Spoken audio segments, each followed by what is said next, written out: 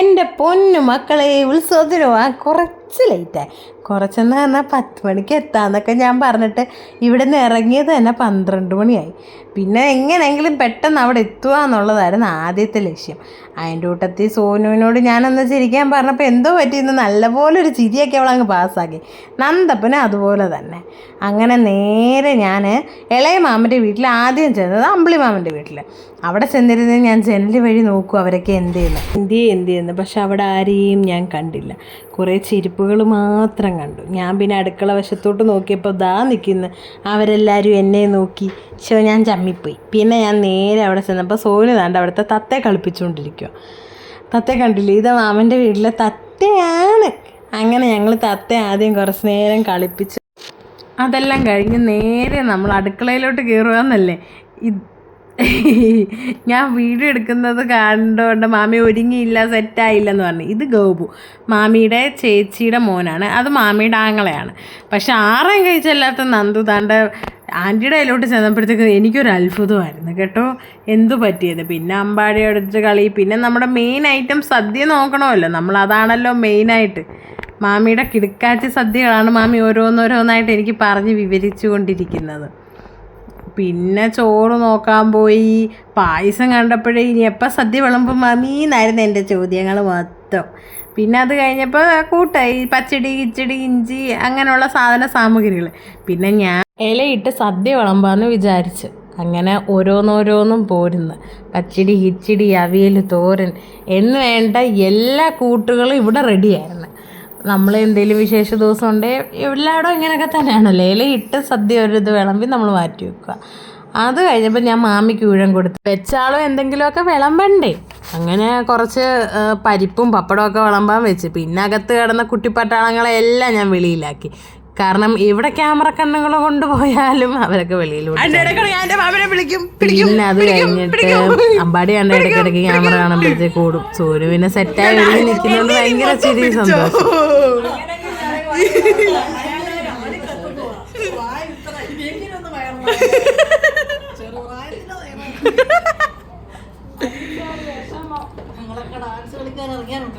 പൊളിക്കും.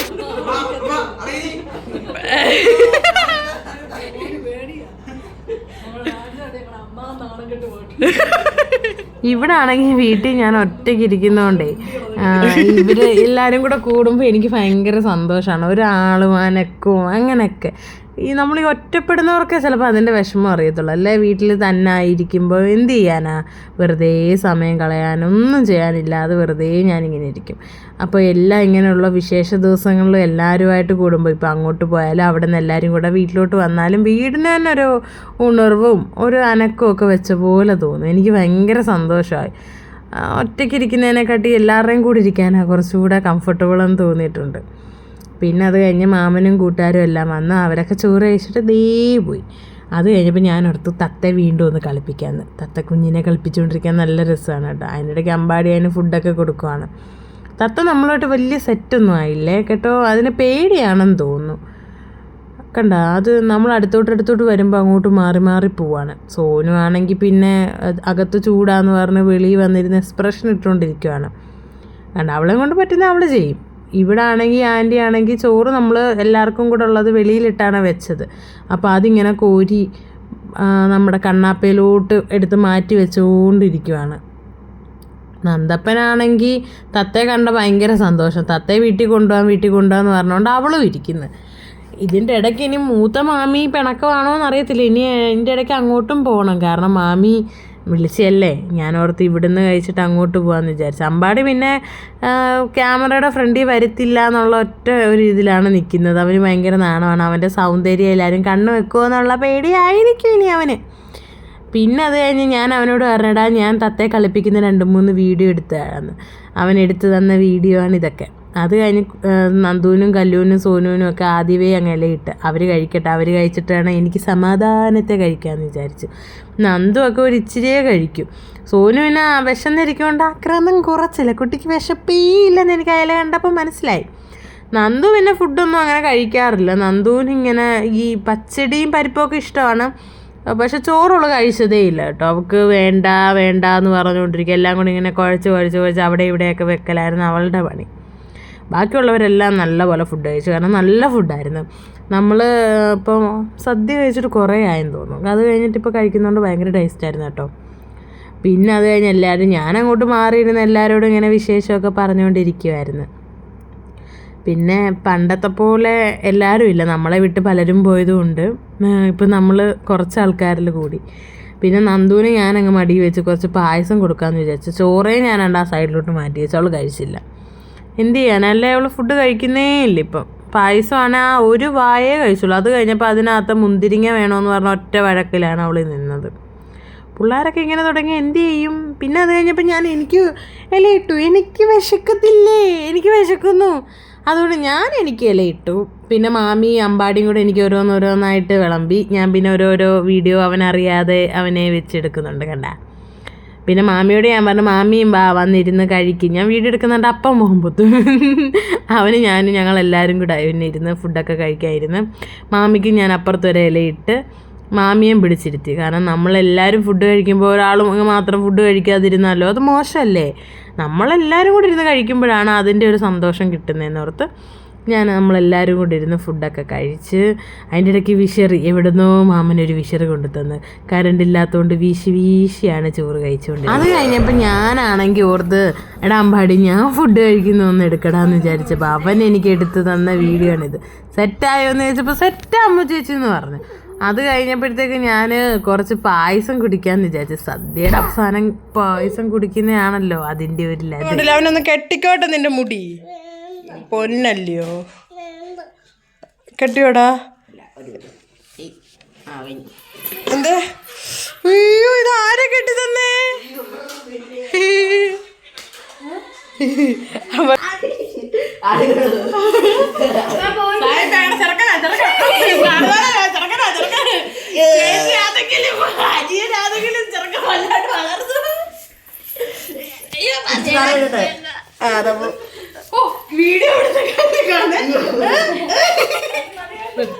അങ്ങനെ ഇവിടുത്തെ ഫുഡെല്ലാം കഴിച്ചിട്ട് ഞാൻ ഓർത്തിനിയും മൂത്ത മാമിയുടെ വീട്ടിലോട്ട് പോകാം. നമ്മൾ കനാല് വഴി ഓടി വേണം അപ്പുറത്ത് കിടക്കാൻ. എനിക്ക് അങ്ങ് വരെ നടന്ന് പാലം വഴി കയറി പോകാൻ വയ്യാത്തതുകൊണ്ട് ഞാൻ വീടിൻ്റെ മുറ്റത്തുനിന്ന് കനാല് കടന്ന് അപ്പുറത്ത്. കാരണം മാമൻ്റെയും വീട് അപ്പുറത്തെ സൈഡിലാണ്, ഇളയ മാമൻ്റെ വീട് ഇപ്പുറത്തെ സൈഡിലാണ്. പാലം ഉണ്ട്, പക്ഷെ കുറച്ച് നടക്കണം. അപ്പോൾ എനിക്ക് നടക്കാൻ വയ്യാത്തതുകൊണ്ട് ഞാൻ അങ്ങ് ചാടി.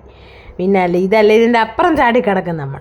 നന്ദൂരാണെങ്കിൽ ഇറങ്ങാൻ ഭയങ്കര പേടിയാണ് കേട്ടോ. നന്ദുവിനോട് ഇറങ്ങുന്ന പിന്നെ ആണെങ്കിൽ അമ്പാടി ഓടിക്കൊണ്ട് അങ്ങോട്ട് തന്നു. അപ്പോഴത്തേക്ക് ഞാൻ അവിടെ വന്ന് നിന്ന്, കാരണം അവളെ പിടിക്കണ്ടേ. അവൾക്കിങ്ങനെ ഓടിക്കയറാൻ ഭയങ്കര പേടിയാണ്.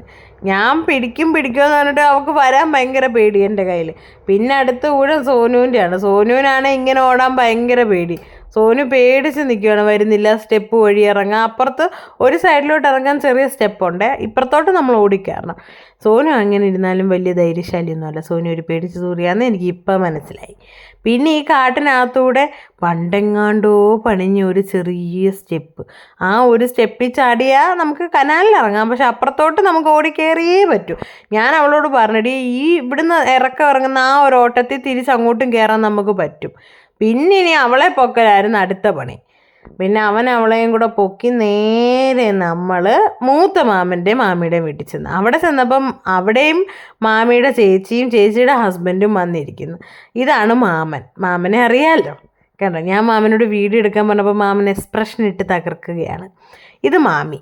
അങ്ങനെ പിന്നെ നമ്മൾ അവിടെ എല്ലാം ഇരുന്ന് കാര്യമൊക്കെ പറഞ്ഞ്, പിന്നെ ഇനി ഇവിടുന്ന് ഫുഡ് കഴിക്കാതെ പോകാൻ പറ്റുമോ? രണ്ടുപേരും നമ്മളെ ഉത്സവത്തിന് വിളിച്ച സ്ഥിതിക്ക് അങ്ങനെ ഞാനിനി ഇവിടെ ഇരുന്ന് ഇവരുടെ കത്തിവെപ്പ് കേൾക്കുമായിരുന്നു. എച്ചുമിയും വിഷ്ണു ഇല്ലാത്തതുകൊണ്ട് വീട് ഇവിടെ ഇങ്ങനെ ശോകമായിരുന്നു. പിന്നെ പിള്ളേർ സെറ്റെല്ലാം താഴോട്ടങ്ങ് ഇരുന്ന്, കാരണം എല്ലാവരും അവിടുന്ന് ഫുഡ് കഴിച്ച് വന്ന് ക്ഷീണിച്ച് ഇവിടെ വന്നിരിക്കുവാണ്. ഇവിടെയാണ് നമ്മൾ ക്ഷീണം തീർത്തതെന്ന് വിചാരിച്ച്.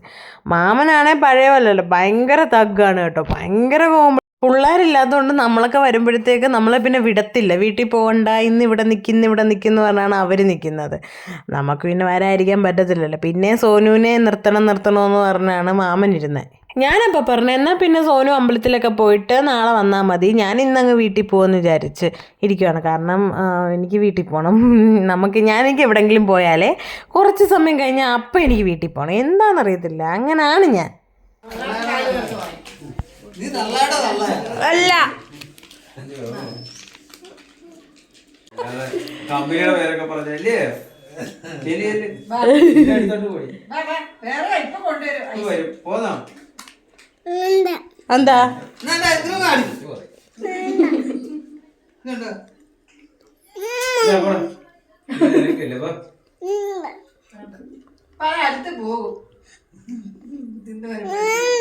എളുപ്പം തിന്നാ അത് പോകും.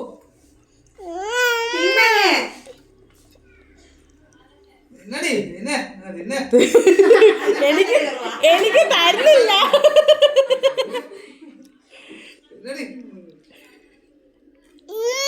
നോക്കരുത്. ആ മീനെ കാണാൻ പോന്നു. ആ പണ്ടൊക്കെ എൻ്റെ കൊച്ചിലെ ഉണ്ടല്ലോ ഇങ്ങനെ ഉത്സവത്തിന് നമ്മളെല്ലാവരും വരുന്നു, 2 ദിവസം നിൽക്കുന്നു, അങ്ങനെയൊക്കെ ആയിരുന്നു ഞങ്ങൾ പണ്ടൊക്കെ. എൻ്റെ ഒരു ഓർമ്മ ശരിയാണെങ്കിൽ ഒരു 8-10 വയസ്സൊക്കെ ഉള്ള സമയത്ത്. പിന്നെ അത് കഴിഞ്ഞപ്പം എൻ്റെ അമ്മ ഗൾഫിൽ പോയതിന് ശേഷം ഞാൻ 1 വർഷത്തോളം മാമൻ്റെയും മാമിയുടെയും കൂടെ ആയിരുന്നു. അന്ന് ഇവർ താമസിക്കുന്നത് നമ്മുടെ കുടുംബ വീട്ടിലാണ്. ഇപ്പം നമ്മൾ ആദ്യം കണ്ട അമ്പിളിമാമൻ്റെ വീടിൻ്റെ പുറകിലായിരുന്നു കുടുംബ വീട്, അവിടെ ആയിരുന്നു താമസം. അപ്പം നമുക്ക് അപ്പുറം ഇപ്പുറം ഒരു മതിൽ പോലും ഇല്ല, അങ്ങനെയൊന്നുമില്ല, ഒരു വീട് പോലെ ഒരു മിറ്റം അങ്ങനെ ആയിരുന്നു. അപ്പോൾ ഞാൻ 1 വർഷത്തോളം അന്ന് ഇവരോടൊപ്പം അപ്പുറത്തും ഇപ്പുറത്തും നിൽക്കും. പകലൊരിടത്താണെങ്കിൽ രാത്രി ഒരിടത്ത്, നമുക്ക് ഇന്നടത്ത് കിടപ്പ് അങ്ങനെയൊന്നും ഇല്ലായിരുന്നു. അങ്ങനെ നമ്മളെ സ്വന്തം മക്കളെ പോലെ തന്നെയാണ് നമ്മളെ അവർ കണ്ടുകൊണ്ടിരുന്നത്. ഇപ്പോഴും അങ്ങനെ തന്നെയാണ് കാണുന്നത്. നമ്മൾ ചെല്ലാത്തതിൻ്റെ ഒരു ദേഷ്യവും വിഷമവും അങ്ങനെയൊക്കെ ഒരു സംസാരമേ ഉള്ളൂ. നിങ്ങൾ വരുത്തില്ലല്ലോ, ഇപ്പം നിങ്ങൾ വളർന്നപ്പോൾ വലിയ ആളായി, നിങ്ങൾ വരുത്തില്ലല്ലോ, ഇടയ്ക്ക് പോലും വരുത്തില്ലല്ലോ, ഞങ്ങളിവിടെ ഒറ്റയ്ക്കല്ലേ, നിങ്ങൾക്ക് അറിയാവുന്നതല്ലേ, അങ്ങനെയൊക്കെ ഇടയ്ക്ക് പറയും. കാരണം അപ്പുറത്ത് അമ്പിളിമാമൻ്റെയും നിഷാമ്മയുടെ ഇടയ്ക്കലാണെങ്കിൽ കല്ലും അമ്പാടിയെങ്കിലും ഉണ്ടെന്ന് പറയാം.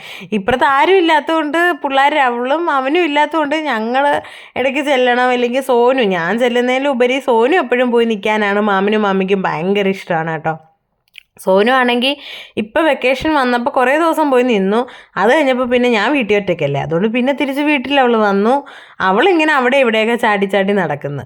പിന്നെ അല്ല, പണ്ടത്തെ ഓർമ്മയിൽ എല്ലാവരും കൂടെ ഇരിക്കുന്ന അതൊരു ഭയങ്കര രസമാണ്. വൈകുന്നേരം എല്ലാവരും ഒരുങ്ങി നേരെ ഇവിടുന്ന് അമ്പലത്തിൽ ചെന്ന് കഴിഞ്ഞാൽ പിന്നെ എനിക്ക് ഏറ്റവും ഇഷ്ടം കുപ്പിവളയാണ് കേട്ടോ. ഞാൻ ഏത് അമ്പലത്തിൽ ഇപ്പോൾ ഉത്സവപ്പറമ്പിൽ പോയാലും ഞാൻ കുപ്പിവളയാണ് മേടിക്കുന്നത്. അപ്പോൾ അമ്മ എന്നോട് എപ്പോഴും പറയും ചെണ്ടപ്പുറത്ത് കോലിടുന്നിടത്ത് എന്തോനുമാണ്. പക്ഷേ ഈ കുപ്പിവള മേടിക്കുന്നത് എനിക്ക് ഭയങ്കര ഇഷ്ടമുള്ള കാര്യമാണ്. കുപ്പിവള ഇടാനും അത് കാണാനും മേടിക്കാനും അങ്ങനെയല്ല. അപ്പം ഞാൻ പണ്ട് ഉത്സവത്തിന് പോകുന്നത് ഒന്ന് ഐസ്ക്രീം, ഒന്ന് കുപ്പിവള, ഈ 2 ലക്ഷ്യമാക്കിയാണ് പോകുന്നത്. പിന്നെ അത് കഴിഞ്ഞപ്പം മാമിയുടെ ചേച്ചിയും ചേട്ടനും പോവാൻ അവർ റെഡിയായി. കാരണം സന്ധ്യ ആയല്ലോ. അവരുടെ വീടാണെങ്കിൽ നമ്മുടെ കായംകുളം കഴിഞ്ഞ് കുറേ ദൂരം. അപ്പോൾ അവർ ഇപ്പം തന്നെ സമയം 5:30 ആയി. അപ്പോൾ അത്രയും ദൂരം പോകേണ്ടതുണ്ട്. പിന്നെ അങ്ങ് നേരത്തെ 5:30 ആയപ്പോൾ തന്നെ അവിടെ ചെല്ലുമ്പോൾ തന്നെ 7 മണി ആവുമായിരിക്കും. അപ്പോൾ അങ്ങനെ മാമനാണെങ്കിൽ ബുള്ളറ്റൊക്കെ എടുത്ത് ഞങ്ങളിങ്ങനെ കളിയാക്കിക്കൊണ്ടിരിക്കുക. ഇപ്പോൾ 16-കാരൻ്റെ കൂട്ടായി. മാമൻ പറയേ 18-കാരനായതേ ഉള്ളു അങ്ങനെയൊക്കെ വെച്ച് മാമി പോയപ്പോഴത്തേക്ക് ഭയങ്കര കളിയാക്കലായിരുന്നു ഞാനും മാമനും. കാരണം മാമി അങ്ങോട്ട് പോയി കഴിയുമ്പോഴാണല്ലോ മാമിയുടെ വീട്ടിലെല്ലാവരും നമ്മൾ കളിയാക്കുന്നതെന്നുള്ളത്. പക്ഷെ മാമൻ സ്റ്റിൽ യങ്ങാണ് കേട്ടോ. ഇപ്പം അത്രയും പ്രായം ഉണ്ടെങ്കിലും ഉണ്ടല്ലോ, നല്ല സ്റ്റിൽ യങ്ങായിട്ടും നല്ല രസമാണ്. ഭയങ്കര വൈബാണ്. നമുക്ക് സംസാരിച്ചുകൊണ്ടിരുന്ന ഇവിടുന്നൊക്കെയാണ് കോമഡി വരുന്നതെന്ന് നമുക്ക് പറയാനേ പറ്റത്തില്ല. അങ്ങനെയാണ്. പിന്നെ മാമി യാത്രയാക്കാൻ വേണ്ടി പോയി അവിടെ നിൽക്കുകയാണ്. കണ്ടോ, യാത്ര അങ്ങനെ. അപ്പോൾ മാമി യാത്രയാക്കാൻ പോയപ്പോൾ അപ്പുറത്തെ വീട്ടിലെല്ലാവരും യാത്രയാക്കാൻ വെളിയിലിറങ്ങി ആരെയൊക്കെ കണ്ടുകൊണ്ടിരിക്കുകയാണ് അല്ലേ. നമുക്ക് സഹോദരങ്ങളൊക്കെ ഉണ്ടെങ്കിൽ നമ്മൾ കല്യാണമൊക്കെ കഴിച്ച് കുറേ വർഷങ്ങളൊക്കെ കഴിയുമ്പം ഇങ്ങനെയൊക്കെയല്ലേ. ഞാനതിങ്ങനെ ആലോചിച്ചിനി സോനു ഇങ്ങനെ കല്യാണമൊക്കെ കഴിഞ്ഞ് സെറ്റിലൊക്കെ ആയി കഴിയുമ്പം വല്ലപ്പോഴും എൻ്റെ ഇടയ്ക്ക് വരുന്നത്, ഞാനിപ്പോൾ സോനുവിൻ്റെ ഇടയ്ക്ക് പോകുമ്പോഴും ഒക്കെ നമ്മൾ ഇങ്ങനെയൊക്കെ ആവുമായിരിക്കും, അറിയത്തില്ല. മനുഷ്യരല്ലേ, നമുക്കൊന്നും മുൻകൂട്ടി പറയാനേ പറ്റത്തില്ല ലൈഫിൻ്റെ കാര്യം. കാരണം എല്ലാവരും മിറാക്കിളാണ്. ഏതോ രീതിയിൽ സഞ്ചരിക്കുന്നു, എങ്ങോട്ടോ തുഴയുന്ന ഒരു വഞ്ചിയാണെന്ന് തോന്നുന്നു. അത് പോകുന്ന വഴിക്ക് നമ്മൾ പോകുന്നു. എൻ്റെ കാര്യത്തിൽ അങ്ങനെയാണ്, എങ്ങോട്ടോ തുഴഞ്ഞു പോകുന്ന ഒരു ഇതാണ് എൻ്റെ ലൈഫ്. ഞാൻ പിന്നെ അതിനോടൊപ്പം അങ്ങ് പൊയ്ക്കൊണ്ടിരിക്കുകയാണ്. പിന്നെ ഞാൻ തുഴയുന്നിടത്തോട്ട് വരുന്നില്ല, ഇനിയും പോകുന്നിടത്തോട്ട് തുഴയാമെന്ന് ഞാനങ്ങ് തീരുമാനിച്ചു. പിന്നെ അതൊക്കെ കഴിഞ്ഞ് അവരെ യാത്രയാക്കുമ്പോഴും അവിടെ പോയി നിന്ന് മാമി വിശേഷങ്ങൾ പറയുവാണ്. ഞാൻ ചോദിച്ചു, എടാ ഇത്രയും നേരം ഈ പെരയ്ക്കകത്ത് രാവിലെ ഒരു 10 മണി തൊട്ട് 5:30 വരെ പറഞ്ഞ കഥയിൽ കൂടുതൽ എന്തോ ഉണ്ട് അവിടെ നിന്ന് പറയാനെന്ന്. അത് കഴിഞ്ഞപ്പോൾ മാമൻ എന്നോട് പറഞ്ഞ് പുതിയ വീടിൻ്റെ പണി നടക്കുക, നമുക്ക് വീട് കാണാൻ പോവാന്ന്. അപ്പം ഞാൻ പറഞ്ഞു ഓക്കെ നമുക്ക് വീട് കാണാൻ പോവാം. അങ്ങനെ ഞങ്ങൾ ദാണ്ട പുതിയ ഇത് മാമൻ്റെയും മാമിയുടെയും പുതിയ വീടിൻ്റെ പണി നടക്കുക. അപ്പം ഞങ്ങളിങ്ങനെ പോവുകയും മാമനാണ് എന്നോട് ഭയങ്കര സന്തോഷമാണ്. അവിടെ സ്റ്റെയർ കയറി വാ മണ്ടയ്ക്ക് നിന്നാൽ കാണാം. അപ്പോൾ താഴെ ഒരു ബെഡ്റൂമേ ഉള്ളൂ, അപ്പം മേളിലോട്ട് 3 ബെഡ്റൂം ഇറക്കാനാണ്. അപ്പം മേളിലോട്ടുള്ളത് എല്ലാം എന്നെ ഇങ്ങനെ കാണിച്ച് തന്ന് അവിടെ നിന്നുള്ള വൈബ് ഇങ്ങനെയാണെന്ന് പറഞ്ഞ് കാണിച്ച് തന്ന്. അപ്പോൾ ഇന്ന് ഉത്സവം ആയതുകൊണ്ടാണ് പണി ഇല്ലാഞ്ഞത്. ബാക്കി ഇപ്പോൾ പെട്ടെന്ന് പണി തീർത്ത് പാലുകാച്ചിന് ഉള്ള സെറ്റപ്പിലോട്ട് നടക്കുവാണ്. അങ്ങനെ അതെല്ലാം എന്നെ കാണിച്ചു തന്നെ. അപ്പം ഞാൻ പറഞ്ഞു എനിക്ക് ഏറ്റവും കൂടുതൽ ഇഷ്ടമായത് ഇവിടുത്തെ കട്ടളയാന്ന് പറഞ്ഞു.